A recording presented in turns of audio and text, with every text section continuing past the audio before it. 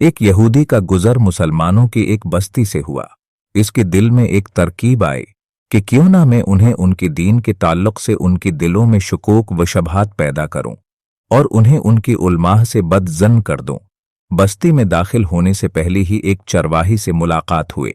यहूदी ने सोचा कि क्यों ना इसी जाहिल से उसकी इब्तिदाह की जाए और इस चरवाही के दिल व दिमाग में इस्लाम के खिलाफ शुकूक व शबहात पैदा किया जाए।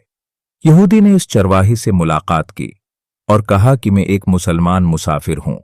बातों ही बातों में यहूदी कहने लगा कि हम मुसलमान कुरान मजीद को याद करने के लिए कितनी मशक्क़त उठाती हैं, जबकि ये कुरान 30 अज्जा पर मुश्तमिल है, लेकिन कुरान में बेशुमार आयात मुतशाबी हैं जो एक जैसी ही हैं। बार बार दोहराने की क्या ज़रूरत है? अगर मुतशाबहात को निकाल दिया जाए तो कुरान और भी मुख्तसर हो जाएगा और याद करने में बहुत आसानी भी हो जाएगी। चरवाहा इसकी बात गौर से सुनता रहा और खामोश रहा। जब यहूदी की बात मुकम्मल हुई तो चरवाही ने कहा कि वाह, तुम्हारा ख्याल तो बहुत अच्छा है। यहूदी दिल ही दिल में बहुत खुश हुआ कि ये चरवाहा मेरे जाल में आ गया है। फिर अचानक चरवाही ने कहा कि मेरा एक सवाल है।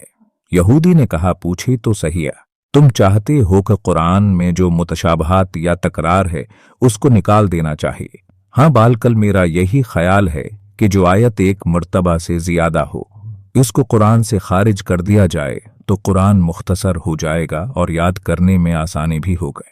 चरवाही ने कहा, मुझे ऐसा लगता है कि तुम्हारी बदन पर भी बाज एज़ा एक से ज्यादा हैं जो तकरार पैदा कर रहे हैं जिसका कोई फायदा नहीं है।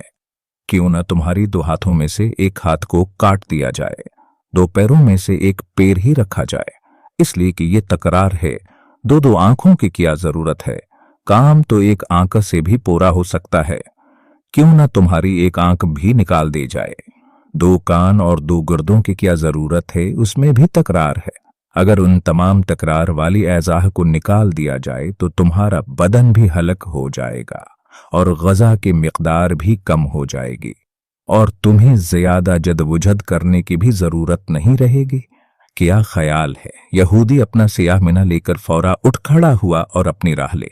जिंदगी भर यही सोचता रहा कि जब मुसलमानों की चरवाही की ये फिक्र है तो उनकी उलमाह की अफकार कैसी होंगे।